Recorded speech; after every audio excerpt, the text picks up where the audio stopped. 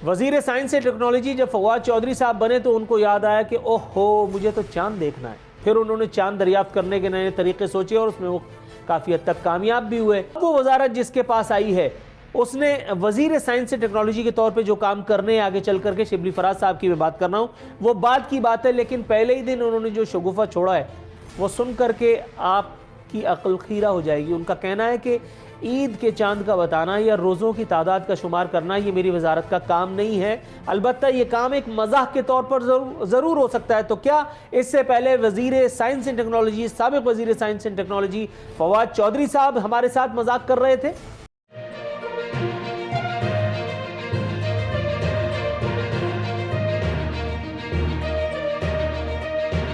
पाकिस्तान में अनाने हुकूमत, अनाने सरकार, हुकूमती पॉलिसियाँ सब एक अजीब खेल सा हैं।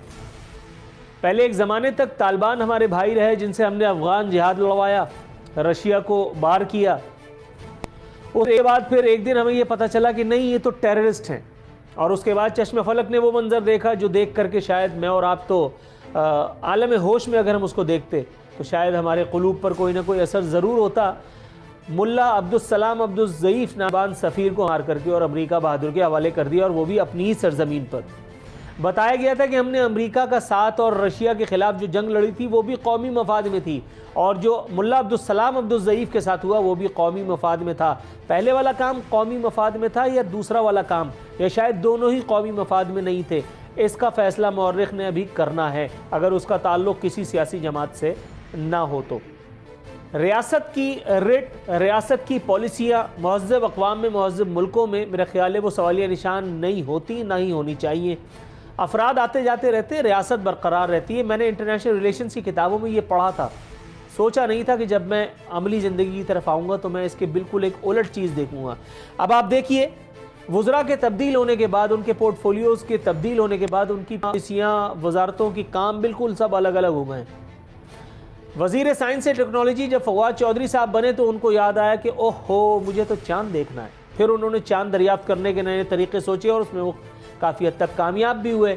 इस एक 1-1 मैच में मुफ्ती मुनीब साहब की ज़ाहिर है कि हार हुई, क्योंकि वो दरवाज़ा नंबर फलाना फलाना जिसकी मैं बात करता हूँ वो बहरहाल आखिरी फ़ैसला उसी का होता है, तो मुफ्ती मुनीब की हार होना लाजमी ही थी। फवाद चौधरी साहब यहाँ जीत गए, उनको अल्लाह ताला उनका इक़बाल बुलंद करे। इस मरतबा उनकी वजारत जो है वो वजारत इत्तलात ठहरी, लेकिन इससे पहले वो जिस वजारत पर मुतमक्किन थे, यानी वजीर साइंस एंड टेक्नोलॉजी, अब वो वजारत जिसके पास आई है उसने वजीर साइंस एंड टेक्नोलॉजी के तौर पे जो काम करने आगे चल करके शिबली फराज साहब की मैं बात कर रहा हूँ, वो बात की बात है, लेकिन पहले ही दिन उन्होंने जो शगुफा छोड़ा है वो सुन करके आपकी अक्ल खीरा हो जाएगी। उनका कहना है कि ईद के चांद का बताना या रोज़ों की तादाद का शुमार करना ये मेरी वजारत का काम नहीं है, अलबत्ता ये काम एक मजाक के तौर पर ज़रूर हो सकता है। तो क्या इससे पहले वजीर साइंस एंड टेक्नोलॉजी, साबिक वजीर science and technology Fawad Chaudhry साहब हमारे साथ मजाक कर रहे थे, मुफ्ती मुनीब के साथ मजाक कर रहे थे, रियासत पाकिस्तान और हमारे कौमी इदारों के साथ मजाक कर रहे थे, या फिर शिबली फराज साहब ये काम अपना मिशन समझ करके अंजाम दे रहे हैं जो इससे पहले वो वजारत इत्तलात में अंजाम दे रहे थे कि हर गलत को सही बता रहे थे, लेकिन उसके बावजूद भी ज़वाल एक न एक दिन तो आपको पकड़ ही लेता है। तो उसके बाद फिर उनकी पोर्टफोलियो में तब्दीली हो गई। दूसरी जानिब वजीर खारजा, उन्होंने खूब फरमाई, उन्होंने कहा कि ओवरसीज़ पाकिस्तानियों के मसाइल का हल हमारी हुकूमत की तरजीह है। सुनकर के मुअर्रिख बेहोश हो गया। अवाम पाकिस्तान धाड़े मार मार के रो रहे हैं और ये पूछ रहे हैं कि हुजूर हम भी तो आप ही की रियाया हैं, हम भी तो आप ही के कमी हैं, हमारा क्या कसूर है, हमें कौन देखेगा, हम जो पाकिस्तान में मुकीम है दयारे गैर में नहीं।